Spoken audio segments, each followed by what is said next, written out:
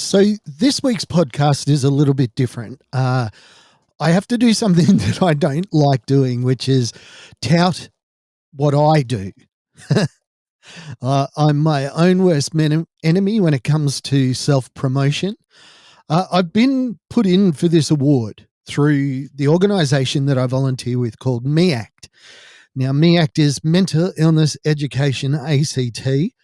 And what we do is we go into workplaces, schools, universities, academies, wherever people will allow us to speak, and we share our lived experience stories of living with mental illness. It's to help to promote the idea that there is life after mental illness, and it is to help reduce stigma against people that are living with mental health issues and people that may develop or may one day find themselves living with a mental illness. We're going to talk about that and a lot more on the podcast today. Stick around. Welcome to Shattered the Podcast.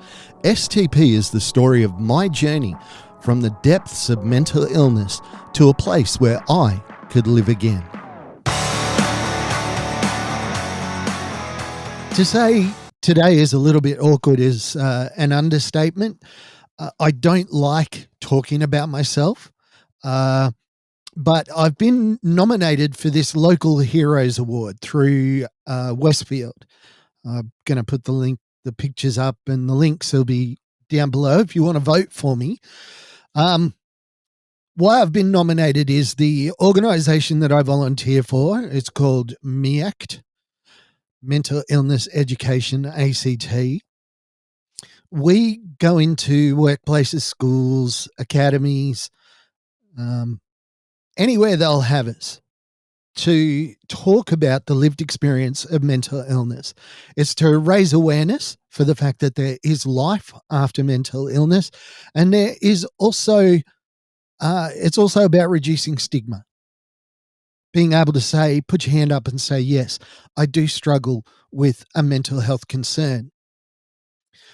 Why it's important to talk about stigma is I was chatting to a guy the other day and he said, stigma around mental health is gone.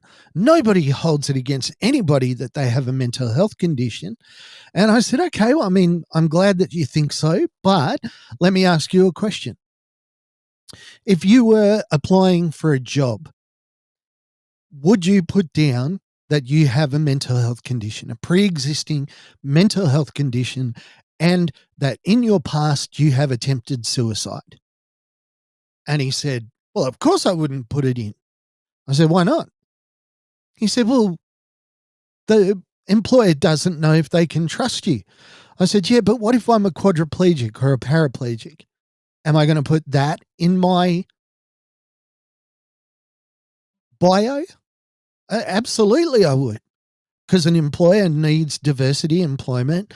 They understand that it is a condition that they live with. Yeah, they're not going to be able to do everything that everybody can do in the office, but that's the same story with somebody that's got a mental illness. Maybe they can't go to mass meetings. Maybe they can't be situated in a place in an office where their back is to a public thoroughfare. There may be things that they need to put in place so that they can be an effective and excellent worker, but we're never going to get there unless we feel confident saying to an employer, hey, I have mental health issues. I've been living with them for 10, 15 years. They are under control.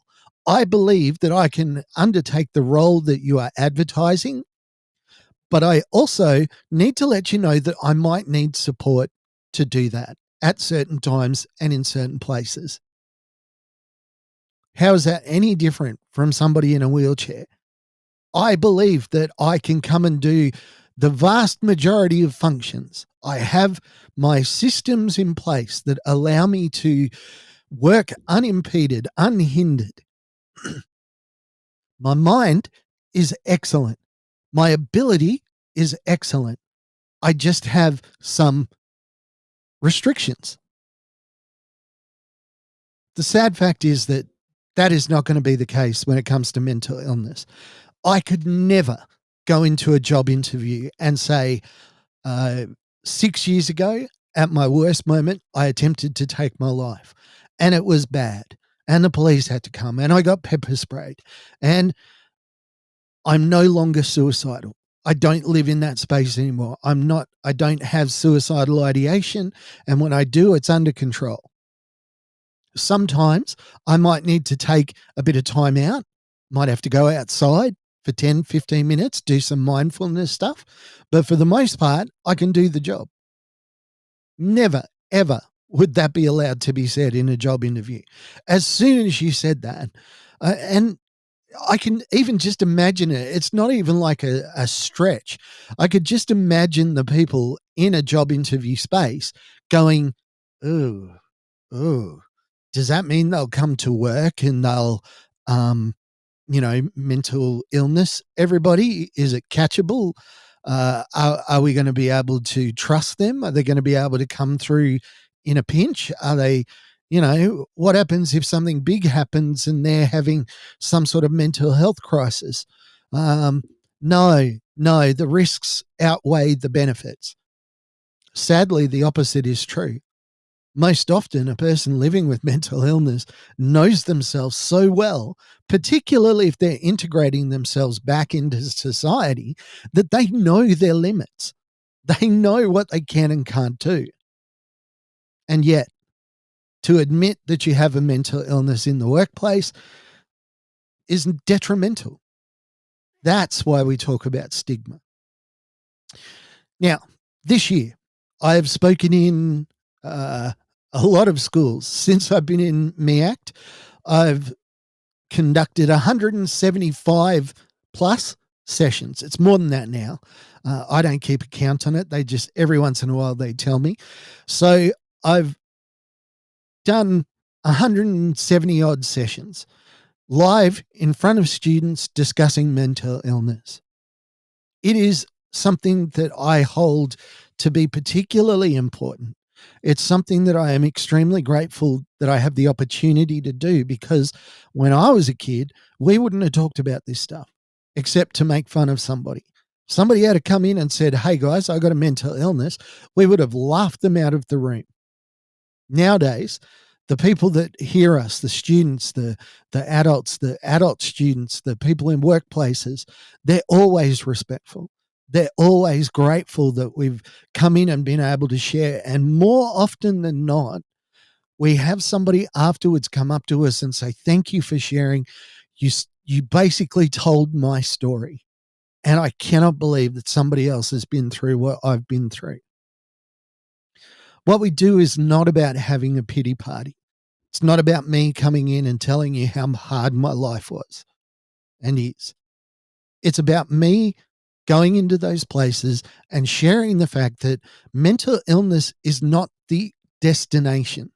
It's not the end of the road. It's a blip. It's a bump in the journey. And it might be a significant blip or bump. Mine is. I'm going to be living with mine for the rest of my life. There is no chance that I will ever be able to be medication free. There is no chance that I will ever be at a place where I'm able to just not worry about the effects of things that are having on my mental health. I'm never going to have that option. But my life is not over. There is life beyond mental illness. And that's what I love going out to share. That's what I love going out to talk to people about. One of my favorite subjects is about being kind to yourself. We aren't kind to ourselves. We're never, ever kind to ourselves. Kind to other people. If your friend came up to you and said, "Mate, I've got this situation. I am really struggling. I'm hurting. I'm really in a lot of need, and I think you can help me. Could you please help me?" Would you say no? Of course you wouldn't say no. Of course you would. For your best mate, you'd do anything for them. Why is it then that when we find ourselves in that situation, I'm weaker than I should be or want to be, I'm damaged, I'm hurt, why can't I just go, "You know what? It doesn't define you. It isn't who you are. It's a temporary situation. Let's get through it together. No incrimination, no blame. Just, you know what? I know you. You're a good person. I'm going to help you through this. Why can't we do that for ourselves? Why can't we just go, you know what? I made a mistake and it's bad, maybe, but it's just a mistake. It's not me. It doesn't define who I am. It's something that I can learn from. And yet we don't do that. We fail, we fall, we stumble, and we kick ourselves. Why didn't you deal with that better? What the hell is wrong with you? That's why I talk about being kind to yourself a lot. Not going, you know what? I've heard your story or their story or someone else's story. I just get a little bit sad sometimes. My story doesn't compare, so I don't deserve to be treated this way or to be able to seek help because my situation is not as bad as somebody else's. When you be kind to yourself, you just say, you know what, I am a bit sad. And it's lasted a little while. And I think I want to go talk to somebody about it. So I'm going to do that. That is being kind to yourself. That is self-care. Look, as I said at the beginning, I hate promoting myself. But if I get enough votes, my organization, MIEACT, gets $20,000, which will help us it will help us speak to thousands more students. I do hope that you'll vote. I do hope that you'll vote for me, unless the other people are people that you believe in more. I don't care. Just please get involved. Share this. See if you can get people to vote for us. I would really love to get that 20,000 for my organisation. Hey, have a great week. I will talk to you soon. Bye for now. Hey, thanks for joining us on Shattered the Podcast. I'm Mark. Special thanks to my producer, Meredith Brosnan, and also to Torian, Kevin, and Lorraine. And we can't forget the amazing band Adelaide, who let us use their song as our theme. For more information, check us out on all your socials, STP Shattered the Podcast.